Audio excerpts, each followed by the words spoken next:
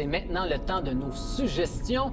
Alors, cette semaine, nous avons Marc Boisclair, Sébastien Bourget et moi-même qui vont faire des suggestions d'objets culturels ou machins qui sont intéressants, alors qui sont rattachés à l'étrange. Donc, Sébastien, on va commencer par toi. Ben oui, moi, le grand utilisateur de podcast que je suis, ça voudrait de ne pas parler d'un de mes coups de cœur depuis à peu près 1 an. Ça s'appelle le James Bonding Podcast. En fait, James Bond. Mais voilà, le grand fan de James Bond aussi vous suggère ça. Alors, grosso modo, c'est un podcast qui roule depuis à peu près 2012. C'est animé c'est en anglais, c'est animé par Matt Gourley et Matt Mara, très connus dans le milieu de l'improvisation américain. Okay. Alors, grosso modo, en compagnie de leurs invités, ils décortiquent avec humour et passion chacun des 24 films de la série des James Bond.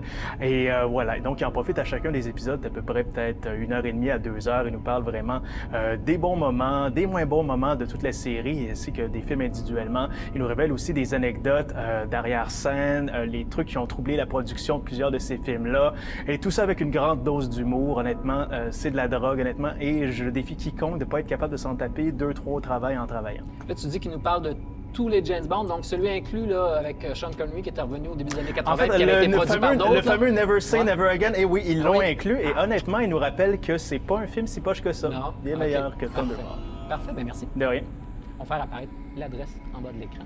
Alors, Marc, toi, tu viens de parler d'un livre sur un peintre, c'est ça? Oui, en fait, un photographe. Un photographe? Oui, donc c'est un photographe qui travaille au Nouveau-Mexique, mais aussi au Mexique, qui utilise des techniques un peu particulières pour créer ses photos. En fait, il travaille surtout à partir de cadavres et de membres de corps pour créer des compositions. Donc, d'apparence un peu...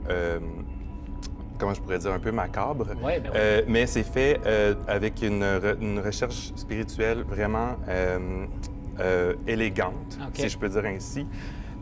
Puis, donc, avec les morts, avec les parties du corps. Mais là, comment il fait pour se procurer sa matière première? Est-ce qu'il y a des ententes avec les morts? En fait, c'est ça. Il n'y a pas de loi qui régit ça au Mexique. Ah, OK. Donc, d'où la proximité Nouveau-Mexique. Puis c'est comme ça qu'il réussit, avec les morgues, à se procurer certains trucs pour ses compositions. Puis en fait, lui, il utilise aussi des gens qui sont définis comme laids ou anormals par la société. Donc des hermaphrodites ou des gens qui manquent des parties du corps, tout ça. Là, le titre du livre que tu as, il s'appelle comment ce livre-là? Puis c'est quelle édition? C'est The Bone House de Twin Palm Publishers. Ça a été publié en 2000, déjà, ça date un peu. Mais c'est ça, je tenais à te l'apporter pour... Ça ne doit pas être le genre de livre qui est donné, ça? Non, ça se détaille environ une centaine de dollars. C'est vraiment un livre d'art pour le collectionneur et celui qui aime collectionner ça. Parfait, bien merci. Merci. À mon tour, alors moi, je reviens avec des BD cette semaine. C'est une petite série de 4 numéros, une mini-série de 4 numéros qui s'appelle Seduction of the Innocent. Je ne sais pas si ça vous dit quelque chose. C'est rattaché, en fait, je ne sais plus si c'est un documentaire, un livre, quoi, mais c'est rattaché au moment où les comic books se sont donné un code.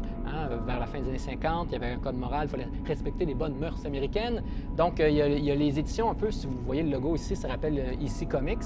Alors, c'était une compagnie qui faisait surtout des bandes dessinées sur des histoires de meurtres, d'horreur. Donc, cette compagnie-là a périclité suite à ce code-là de censure que les éditeurs de bandes dessinées se sont donnés. Alors, on revient dans le genre, ça se passe dans les années 50, il y a des meurtres, de la mutilation, des histoires de nazis, ça finit très mal. Donc, on est vraiment dans ce genre d'histoire-là très glauque. Et j'ai beaucoup aimé ça, alors je vous conseille fortement. Donc, Seduction of the Innocent, puis c'est en fait Dynamite, la compagnie Dynamite, qui a sorti CBD. C'est sorti au cours de l'année 2016, au début, je dirais, de l'hiver 2016.